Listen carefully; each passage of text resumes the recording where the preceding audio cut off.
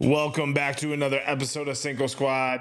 Penn State's coaching search continues as the BYU coach is staying home at BYU with a 5-year deal there. And it looks like Penn State is still in search for a coach. We got Lane Kiffin going to be doing a live interview with Desmond Howard on Saturday before all the championship games start off. What other news we got in the NFL? I mean, we got Darius Slay coming off waivers, going to get signed by the Bills, but now he doesn't know if he wants to play for the Bills. College basketball is heating up. SEC versus ACC challenges this week. Mike, how's the week been for you? Well, the Rangers finally won a game at home, so on a personal note, that's pretty fun. Well, it works out in your favor is if they play Game 7 on the road in the Stanley Cup Final. We got to win all the way. Like, I'll just crown us. Like, we can put up banners, we can put up anything like stuff that says Stanley Cup champions because we got it locked down if Game 7's on the road. On a personal note, it's been good. I'm really excited for this weekend to see the conference championship games. I think it's going to be really interesting. You can officially label me a Texas Tech Red Raider fan this weekend because I need them to win, because if BYU wins the Big 12 championship, I think that puts Notre Dame's chances of really getting into the playoff in jeopardy, because that would put two Big 12 teams in, because they're not going to drop Texas Tech out even if they lose. No. Even if they get blown out, I don't think they'll drop Texas Tech out. So that's the game I'm really got, kind of circled on the calendar is like, I need this to go in my favor. Yeah, I mean, looking at college football in the landscape before we dive into the playoffs, I mean, you have Penn State, who is supposed to be a juggernaut of a school. It's supposed to be this perennial team, supposed to be the team that everybody wants to go to. Mm-hmm. They can't find a coach. And we talked about it in our group chat earlier, and it's almost similar to the Ole Miss. Ole Miss is still in the SEC. They're still a solid team in the conference, but there's a difference, and I mentioned this last show. There's a difference between coaching at Ole Miss and LSU, just like there's a difference between Penn State and Ohio State, right? The difference is at Ole Miss, you're going to have to fight for transfers. You're going to have to fight for these kids. You're not going to be able to get the top recruits and beat out Georgia, Bama, LSU. Same thing at Penn State. You're not going to beat out Oregon, Michigan, Ohio State, USC for these 5-star recruits. You're going to have to hit the transfer portal. Versus Ohio State / LSU job, if Ryan Day last year, let's just say, has the same type of record as James Franklin, he gets fired, people are knocking down the door to come to Ohio State to try to be the next coach. No one's knocking on the door to go to Penn State right now. And it kind of proves that their reign of being this top perennial program is over. No one wants to be there. They don't like how they handle the James Franklin situation. And it's a notion that it's like the notion where everyone says if you're going to get a new job, make sure you have a job lined up before you leave your old one, right? This is the same thing. Before you leave your old coach, make sure you have some ideas of who you're going to go after, because I don't know who's out there other than Brian Kelly, Jimbo Fisher, Urban Meyer, who are all older coaches, probably retired, most of them. The rumored name I've heard more and more over the last week or so has been Brian Dable. Oh, God. Is probably, I know, and as a Giants fan, we go back to previous episodes, we've been over this a million times. He's been in college, though. He has, not as a head coach, but he has. He was the OC. Bama. He was the OC at Bama for a year.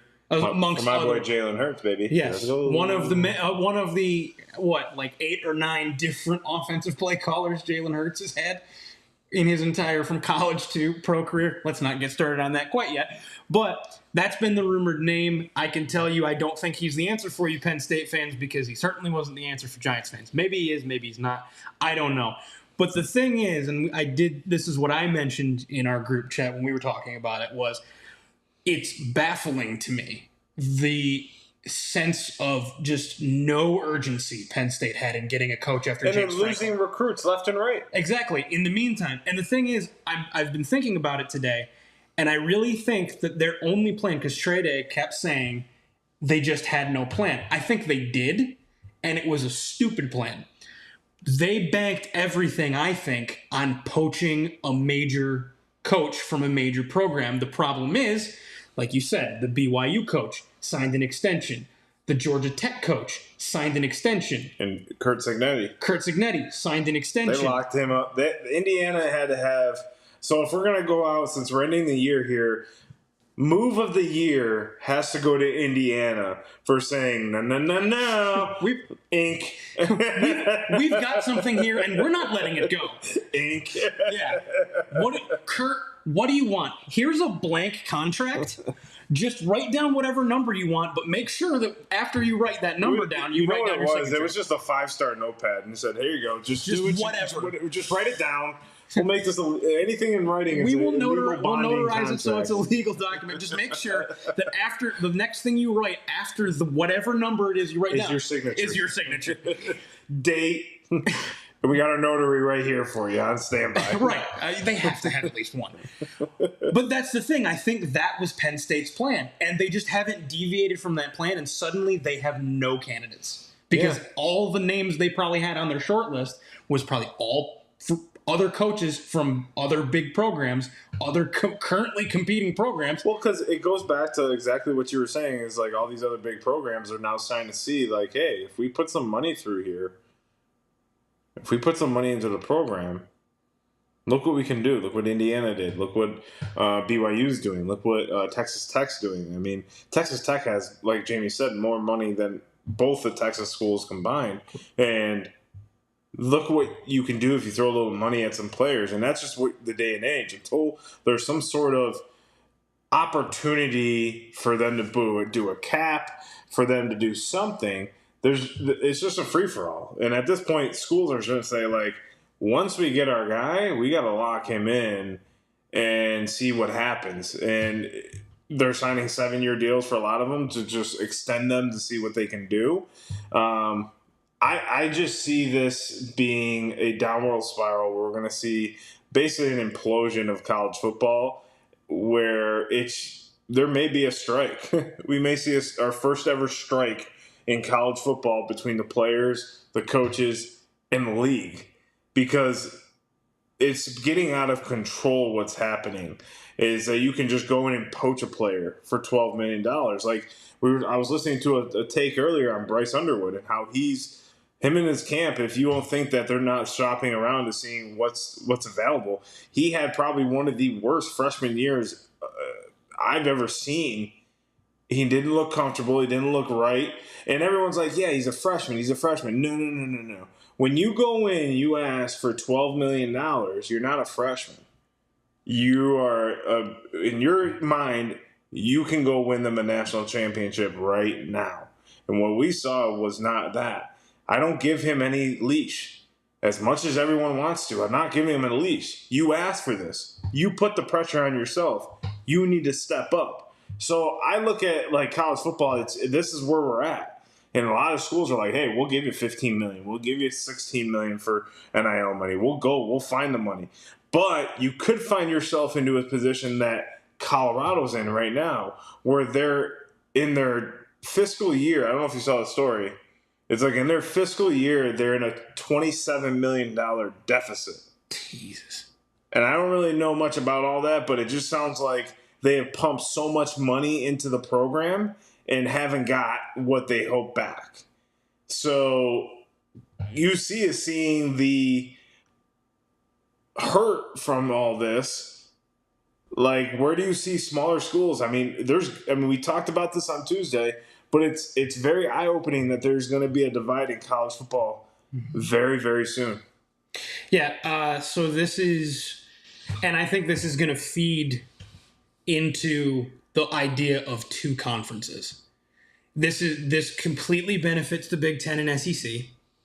Mm-hmm. The Big 12 will hang on because they're good enough. They have good enough schools and they have good enough money to hang on, but they won't compare to the money spent and recruiting eventually of the Big Ten and SEC. The smaller conferences are going to have to start merging together or just into these larger conferences. And The coaches of small schools are going to benefit a lot because, like you said, there's going to be coaches more often than not in these programs in these larger conferences that are going to get locked up. Therefore, the open jobs will be more open to them. So I think coaches will benefit from this. They're going to start getting paid more because there's going to be more opportunities for jobs because there's going to be less candidates in the pool. The players, I could 100%, and again, I'm not an expert on this whatsoever. I don't know how all this works. But as far as these things go where they're getting treated like professionals, there's going to end up being probably a players' association that kind of unionizes these players and creates a standard of how some of these players get paid. Then, if that happens, 100% there's going to be a strike. Because that's how we see pro leagues. They're talking about a baseball strike in 2027. They're talking about an NHL strike in 2028. This happens in leagues all the time. I mean, the fun fact that always gets thrown out, Montreal Expos should have won a World Series and might have saved their franchise, but there was a strike in 1994 and they didn't get a chance to do that. Then they had to blow the team up because they didn't have enough money. This happens. So yeah, I think this completely creates a divide down the line. I said last show it's going to get worse before it gets better. Mm-hmm. SEC and Big Ten, everybody else. And that's why everybody else is going to have to start joining. So, yeah, it's definitely getting worse before it gets better. Yeah, and like, the only way to kind of fix it is put these kids under contract, because once you sign a deal, like, hey, you're here committed for a minimum of 2 years, a minimum of XYZ years, because you can't build a program. And it's not just football. Basketball, we see it every single day, and we keep beating a dead horse with this, but it's the truth. I mean, we see it with college basketball is that, yeah, I'm looking at a Syracuse team right now that looks very good. Syracuse used to be a top perennial program. Now they're starting to find their way back into it. But the problem is a lot of these kids aren't NBA ready, and there's not a lot of room on NBA rosters right now. So when I look at Syracuse, who has a talented roster, obviously I'm going to be a little biased by it, but there's not that development anymore. It's, oh, I'm not playing enough minutes, or I'm getting yelled at, or I'm this, that, and the other thing, and they're gone. And they're gone with a heartbeat, and it's like, well, if you stay and build, that's where you see championship-type programs come out. You're never going to be the Dukes. You're never going to be the North Carolinas or the Kentuckys and grading these. And I mean, even North Carolina is struggling with this right now. I think the only team that's really doing it the same way they've been doing it for the last 15, 20 years is Duke. Mm-hmm. And they're just pulling players every year. It's just a revolving door. They had the number one draft pick. They've had the number one draft pick probably the last 8 years? Something like that, yeah. Minus Wemby year or a few other guys, but like they've had the top guys, and it's like evolution of door going through number one picks, and they're gonna have another one this year in Cameron Boozer. Yep. So it's like until these college basketball programs are gonna benefit more, that's where we're gonna see the other sports benefit, because when you start putting a cap or a contract in their hand saying you can't leave after 2 years, or you in the college basketball ranks, if you go to the league, okay, you go to the league, but if you come back, you have to come back to this school. You can't go back to wherever you want to go. Right. It comes back here. So it can work. It should work. But what's not working is the Yankees decided to go back to the clean-shaven rule. Yep. Why? Because I'm Hal Steinbrenner. We had a bad year, and I'm gonna. There's too much free reign going on around here. Also, one of the main players that ended up influencing them last year to go with the cleaned up, but you can have a beard look. Is Devin Williams, and he's gone now. So. Yeah, but that shouldn't be the only. I mean, I don't even know how that was even like a thing. He made a comment saying, "I'm not used to not having a beard," and that was about the extent of it. He made a comment which got the fans involved, and there was such an fans outcry. Have been talking about it for years, though. I understand that they gave in to the peer pressure, and now they're like, now I think they're backtracking on it and going, "You know what? No, we're the Yankees. We don't need to have, we don't need to follow that. Like, it's our thing." Clean shaven, all that. I mean, it's apparently a lot of the past players as well spoke to, the idea that they would have loved it, and so they took that influence, and now bad year, didn't succeed, therefore change has to be made. Clearly they're not going to make a major change in the roster, so we got to change something. Why not change, the GM or... No, can't do that. Because his dad was friends with George, so we can't possibly fire Brian. Why would we do that? He's been in the organization since he was 20. Oh, what a novel concept is to get somebody that actually can put a roster together. I mean... A full roster. Yeah. No. I mean, at this point, shit, let us do it. No. Clearly, I know. I don't want that pressure. I don't want that pressure either. I'd love to be able to sign some players. I don't want my name in New York like that. Sign Cody Bellinger. All right, look at that. We already made a good move. All right, so we got the NCAA championship week coming up. Yeah. We're going to go through the games and see who we're going to pick. All right, so you got North Texas and Tulane tomorrow night on ABC at 8. Who do you got? I think this is now going to be a closer game than I expected. I originally had Tulane handily winning this game because I think they're actually a really good team. I'm going to take North Texas. Tulane lost their coach. Yeah, I'm going to take North Texas. They've been a great team in the American Conference all year. They've shown that they deserve to be in the college football playoff because of it. So give me the, what is it, green machine or whatever? Mean green machine. Yeah, North Texas. We got Georgia, Bama.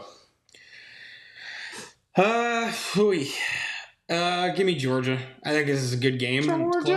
Georgia on my mind. Yeah, give me Georgia. I'm going to take Bama. Okay. I'm going to take Bama with the upset, and it solidifies Bama into the college football playoff with Georgia. BYU, Texas Tech. Please, for the love of God, Texas Tech. I'm going to take Texas Tech because I'm trying to will it into existence. BYU will get the win in this game, a revenge win from their ass kicking in the middle of the season. I just think with the coach coming back, there's a lot of momentum in that. I don't know how much momentum comes with it, but with it being, hey, our coach is back, let's go fight for him, let's go do this. They should fight for each other too. Indiana, Ohio State. Ohio State. I'm taking Indiana with the upset in this game. I think they're going to upset. I think this is the first time this defense has seen, since Arch Manning, has seen a real quarterback that can throw the ball, that can. It's gonna test Caleb Downs, who is going to be a phenomenal NFL player. It's going to test his secondary skill set. He's going to put Fernando Mendoza. Mendoza is going to definitely push the envelope with this team.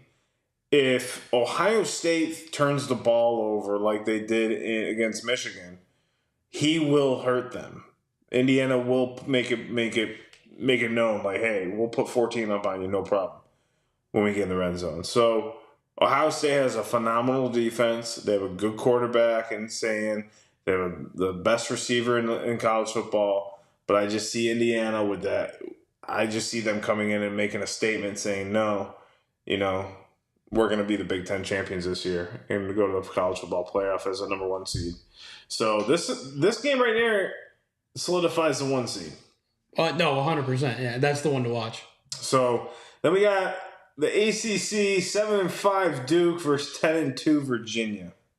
Okay, so I see here the spread, and it's 4. It's Virginia by 4. I don't understand why it's not bigger. I get Duke had they've looked good in a lot of games. Virginia's 10-2. I think Virginia handily wins this game. Yeah, me too. Virginia looked great when I watched them play against Florida State. They just got a team that just wears on you and wears on you and wears on you, and then eventually just breaks it open. Virginia is going to win by at least 14 to 21 points easily.